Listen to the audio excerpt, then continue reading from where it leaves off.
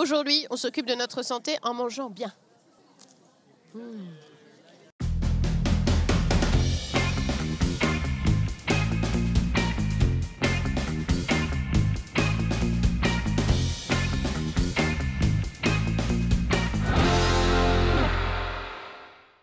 Bonjour à tous et bienvenue dans votre rendez-vous quotidien. Aujourd'hui, nous sommes sur place à la maison de quartier de l'île de Nantes. À Nantes, ici, rue Conan, Mériadec. Et nous allons vous parler de ça. Cet événement Bien vivre sa santé, c'est la 3e édition. C'est organisé par la ville de Nantes. Ce sont des associations qui sont là pour s'occuper de vous, de votre alimentation, de votre bien-être, de votre santé et aussi de votre pratique sportive. C'est parti, c'est par là.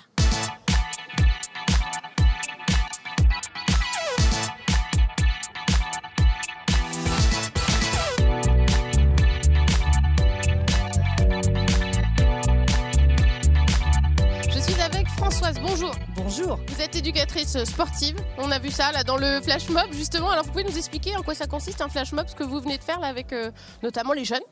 Sur une musique, une petite chorégraphie facile, on fait ça ensemble, on travaille en même temps le cardio, le renfo et c'est convivial et c'est très sympathique. Et on fait un peu des gestes de sport et ça ressemble à des gestes de boxe et tout ça. Oui, on s'est inspiré de disciplines sportives très classiques, du coup c'est accessible, c'est parlant, c'est imagé et on s'amuse.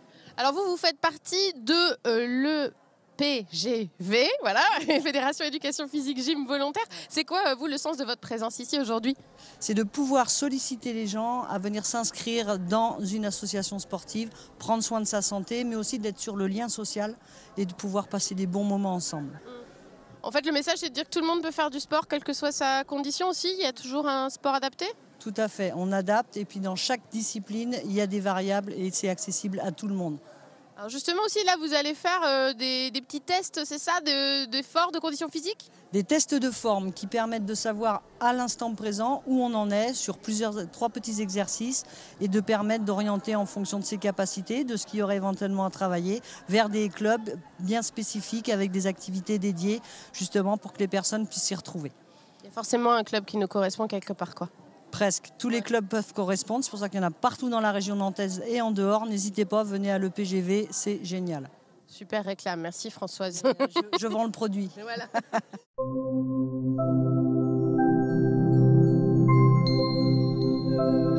Alors Michel, vous venez d'assister à un atelier de réflexologie des mains. Comment ça s'est passé?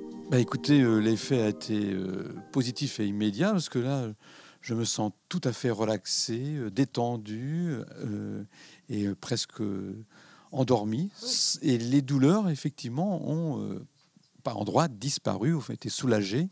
Quelle douleur? Qui était dans mes cervicales, au niveau du cou forcément, oui. Et puis le bas du dos avec la partie musculaire attenante au cervical et au lombaire pour améliorer ces zones douloureuses depuis très longtemps. C'est une découverte pour vous, la réflexologie des mains? Non, je connaissais l'existence de cette pratique et science, mais je ne l'avais pas du tout abordé personnellement, parce que c'était le but de l'atelier, c'était de pouvoir le faire soi-même en auto-soin et en pratique personnelle à tout moment dans la journée. Quand on a une petite vacance de temps, on peut se permettre de se masser et améliorer sa santé. Vous allez le faire maintenant? Maintenant, oui, c'est effectivement une pratique que je vais quotidiennement appliquer à bon escient dans le peu de temps qu'on a eu avec la praticienne. C'était très intéressant. Merci Michel, et puis bonne sieste alors. Parce que... Oui, je crois que ça va être la prochaine étape, ça va être la sieste et profiter de cet atelier apaisant.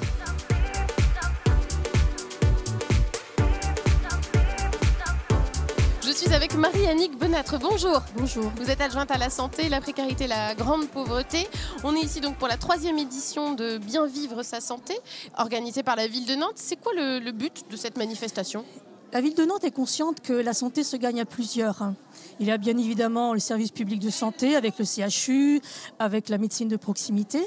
Il y a aussi les environnements de vie qu'il faut travailler comme le logement pour qu'ils deviennent favorables à la santé, le logement, la qualité de l'air, les transports publics. Et il y a aussi la protection sociale qui doit être toujours et encore solidaire. Mais il y a aussi ce que chacun d'entre nous peut faire pour améliorer sa propre santé. Et pour cela, ces journées sont organisées pour informer, donner des conseils, apporter un éclairage sur son alimentation, sur le sport, sur les droits.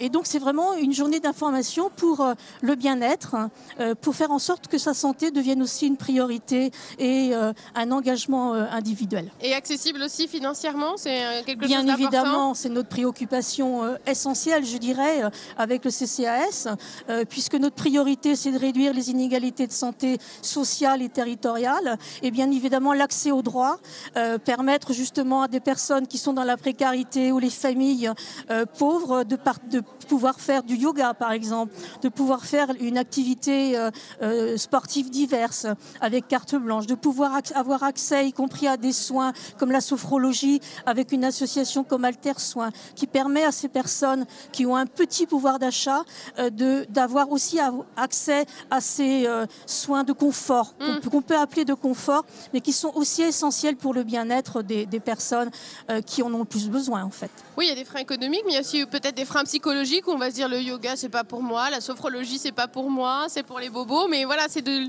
l'ouvrir à tous. C'est pour ça que ces journées existent. C'est aussi pour faire l'expérience de la marche nordique, par exemple, que c'est possible aussi pour moi, que le yoga, c'est aussi possible pour moi, que c'est pas réservé à certains élites, entre guillemets.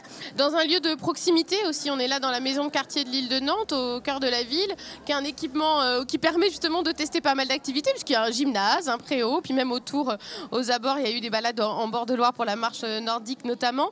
C'est important aussi que ça ait lieu en proximité comme ça, dans des équipements comme une maison de quartier. Je crois qu'il est important d'aller vers les populations qui en ont le plus besoin et ces équipements de quartier le permettent.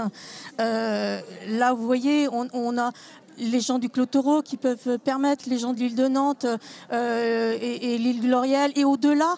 Et je crois qu'effectivement, venir dans un équipement comme ça, socio-culturel, avec un équipement sportif, permet justement de s'ouvrir sur le quartier et permet aussi d'aller vers les populations qui sont dans cet environnement de proximité. Merci beaucoup, Je vous en prie. Merci.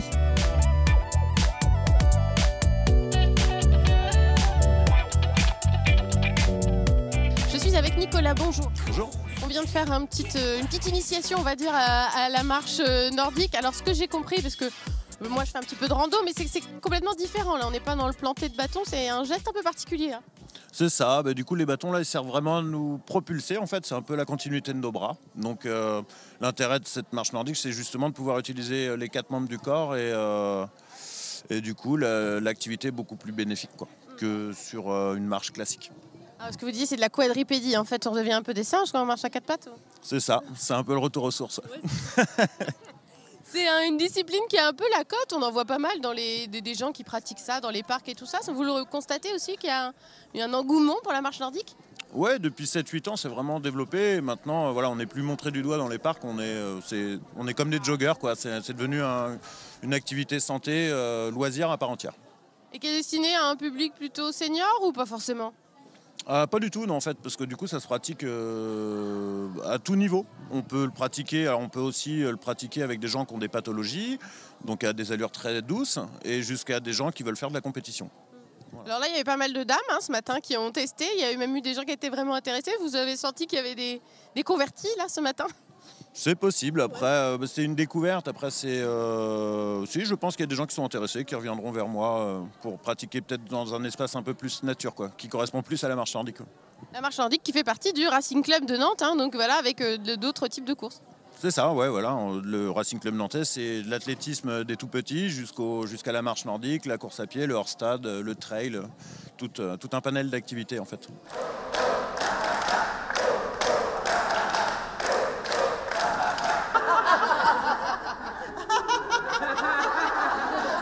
Malika Darmunga, Claire, bonjour. Bonjour. Vous êtes la directrice de l'association Alter Soin qui est présente sur cette journée Bien vivre sa santé. Oui. C'est quoi Alter Soin? C'est quoi le principe de cette association? Alors, Alter Soin pour tous 44, c'est une association qui a pour objet dont l'intention c'est de rendre accessibles les thérapies qui ne sont pas prises en charge par la sécurité sociale, mais qui sont reconnues pour leurs bienfaits. Donc, il y a tout un public qui ne peut pas avoir accès à ces disciplines qui coûtent 50 ou 60 euros.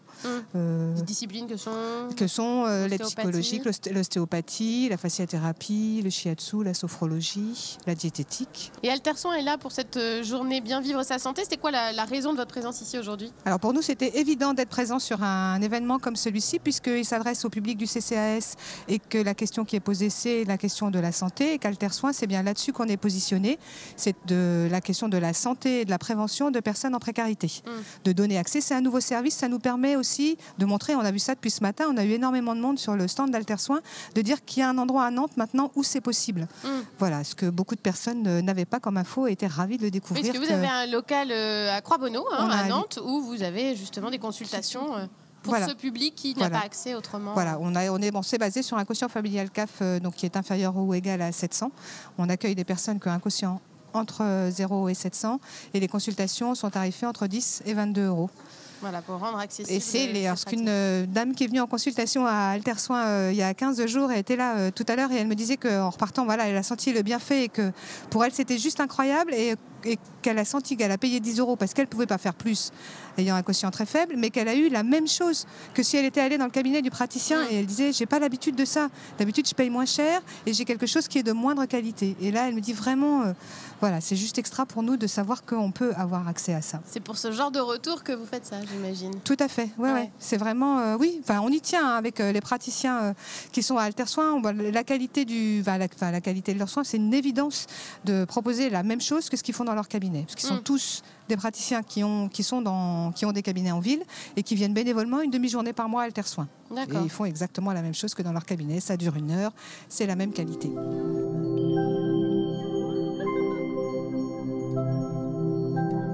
Alors nous sommes avec celle qui a été la plus assidue ce matin, Gwendoline. Elle a testé beaucoup d'activités. Vous avez testé quoi au juste? Alors j'ai testé ce matin le Tai Chi Chuan, ensuite la réflexologie des mains et à la fin le yoga du rire. Et alors, convaincu? Ah ben on s'est bien marré. Ouais.